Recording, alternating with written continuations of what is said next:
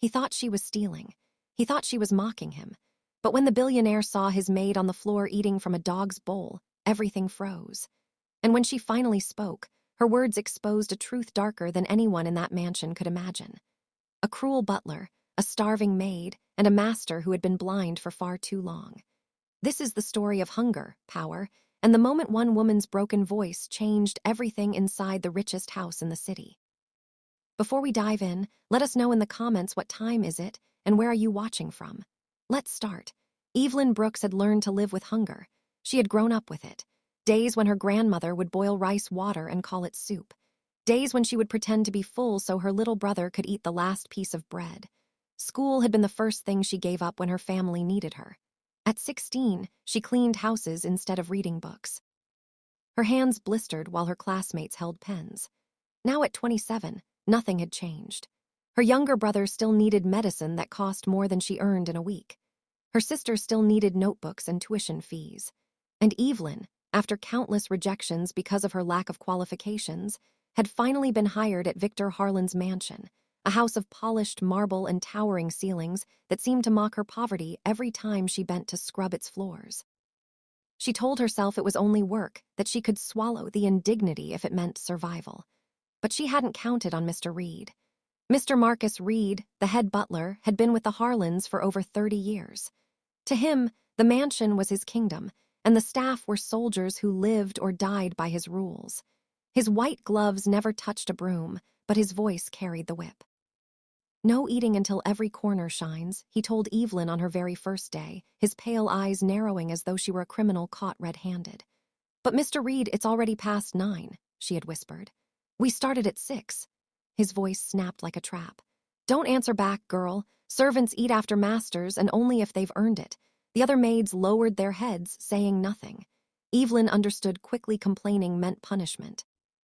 Reed had ways, darkening hours, inventing mistakes, or worst of all, keeping food out of reach until midnight when nothing was left but cold scraps. Victor Harlan, the billionaire, wasn't blind, but he didn't care. He liked discipline. "Keeps them sharp," he once remarked in passing when Reed bragged about staff working through meals. Victor believed hardship built character. He didn't notice the hollow cheeks of his workers, or if he did, he pretended not to. For weeks, Evelyn managed to endure. She drank water when hunger clawed at her stomach. She wrapped extra bread from breakfast in tissue and slipped it into her pocket. Most days she gave even that away, sending every spare dollar home for her brother's prescriptions. But hunger doesn't forgive. By the second week, her body trembled as she polished silver trays. She would crouch to scrub the kitchen tiles, her vision blurring until she thought she might faint. Still, Reed's voice cut the air. "Faster, Evelyn. These floors should reflect my shoes." "You think the master pays you to crawl like a snail?" "I'm doing my best, Mr. Reed," she whispered. "Then your best is worthless." That night she returned to her small servant's room with nothing in her stomach but water. She lay awake, hearing her belly growl, praying morning would come with some relief. But morning brought more work, more orders, more silence. On the third day, without a proper meal, Evelyn broke. It was afternoon in the kitchen. Reed had stormed out after berating a cook for burning toast. The other maids avoided her eyes, afraid of being dragged into his wrath. Evelyn's knees gave out beneath her. She sank onto the cold floor, trembling hands clutching the edge of the stainless steel dog's bowl by the counter. There were scraps, crumbs, a bit of broth, some wet traces of meat the dog hadn't licked clean. Her pride screamed at her not to, but hunger roared louder. Tears burned down her face as she pulled the bowl toward her. She whispered to herself, voice breaking, "Forgive me, Lord. I just need something, anything." And then she ate, fingers scooping like a child, body folding over itself in shame. She didn't hear the footsteps at first, the slow tread of polished leather across the marble tiles. She didn't see the blue suit at the doorway, the figure stopping mid-stride, but she felt it, eyes burning into her back. Evelyn froze, her hands still inside the bowl. She turned her head slowly, horror flood in her veins. Victor Harlan stood there, expression unreadable, eyes fixed on her kneeling form. For a heartbeat, silence crushed the kitchen.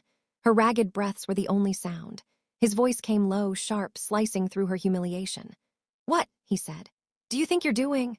Her throat locked, words tangled with sobs. She dropped her gaze, tears falling into the metal bowl. Evelyn couldn't raise her head. Her hands trembled against the cold floor, the bowl still between them. Her words slipped out in a hoarse whisper.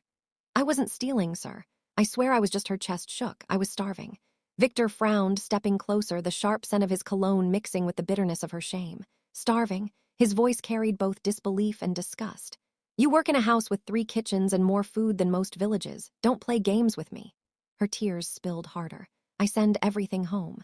My brother's medicine, my sister's school fees. I keep nothing for myself. And Mr. Reed, he told me no meals until I finish the floors. It's been 2 days, sir. 2 whole days. The name landed like a stone. Victor's eyes narrowed. Reed. A shadow darkened the doorway. Mr. Reed himself appeared, lips pressed thin, posture stiff. He had heard. Master Harlan, he said quickly, bowing slightly. This girl is lying, always making excuses. If she's starving, it's her own fault. I run this staff with discipline as you've always instructed. Evelyn flinched. Please, sir, I'm not lying. Ask anyone. He withholds food whenever he pleases. I couldn't take it anymore. Victor's gaze snapped toward Reed. Is that true? Reed's nostrils flared. Of course not. She's dramatic, just like the others, soft. If you start feeding them whenever they whine, you'll have a house full of beggars, not servants. Discipline keeps order. Evelyn finally lifted her head, eyes red and burning. Her voice shook but carried weight. I don't want pity, sir. I don't want favors. I only wanted to live long enough to keep sending money home. That's all.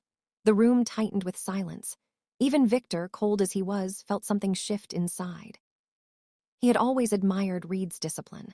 But now, seeing a maid forced to her knees over a dog's bowl, he realized he hadn't been paying attention. He had let Reed rule unchecked. Get up, Victor said at last. His voice was sharp but not cruel. Evelyn scrambled to her feet, wiping her tears with the back of her sleeve. Victor turned to Reed. You withheld food. Reed stiffened. I enforce discipline. You starve my staff like animals. They are staff, sir. They exist to serve. The words so casually spoken struck Victor in a way he didn't expect. He looked again at Evelyn, her hollow cheeks, the way she hugged her arms to her stomach, trembling. Something about it cut through his arrogance. He stepped closer to Reed. Pack your things. Reed blinked. Sir, you're finished. 30 years or not, you'll leave my house tonight. I won't have a man under me who thinks starving workers is acceptable. Reed's mouth opened, then shut. Fury flashed in his eyes, but he knew better than to argue. With a stiff bow, he turned on his heel and stormed out. The kitchen exhaled, though no one dared speak. Evelyn stood frozen, unsure if she had just been saved or doomed. Victor's gaze returned to her. His tone was still hard, but different now. You should have spoken sooner. Her lips quivered. Would you have listened? That struck him deeper than he cared to admit. He didn't answer right away. Finally, he said, You'll receive proper meals from now on. And more wages, enough to cover what your family needs. Evelyn gasped softly. Her hands covered her mouth, disbelief flooding her face. Don't thank me, Victor added quickly. This is correction, not kindness. I let Reed run things too long. That ends tonight. Her tears fell again, but this time they weren't only from despair.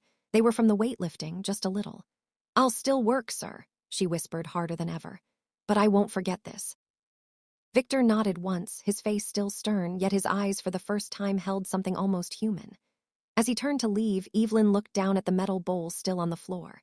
Shame burned her cheeks, but also something else.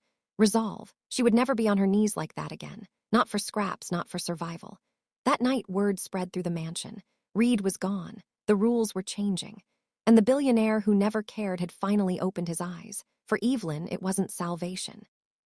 But it was a start. If this story touched you, don't just scroll like this video to show support.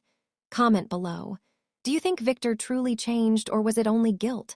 And subscribe for more powerful emotional stories that reveal the hidden truths behind closed doors. Your voice matters. Your click matters. Be part of the story.